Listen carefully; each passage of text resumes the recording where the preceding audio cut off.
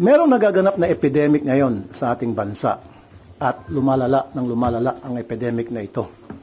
It's about time na lahat tayo magtulong-tulungan para magamot itong malalang epidemic na for me.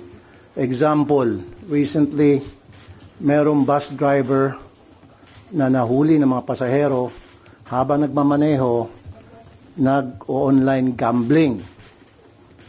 Paano na kaya umaga yon? Paano na kaya kung sa gabi wala nakitang pasahero, nag-online gambling siya, nabangga, disgrasya. Meron pang jeep driver na nahuli din ng mga pasahero na nag-online gambling habang nagmamaneho.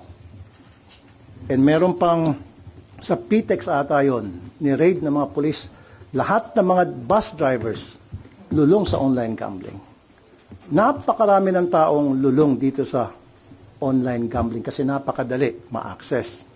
As a matter of fact, sa programa ko sa Wanted sa radyo, hindi ko na mabilang recently yung puntahan ng mga magulang na nareklamo, yung kanilang mga asawa, anak, especially mga estudyante, hindi na nakapag-aral, napupuyat, at nangungupit na sa kanilang mga magulang para lamang makapag-online gambling.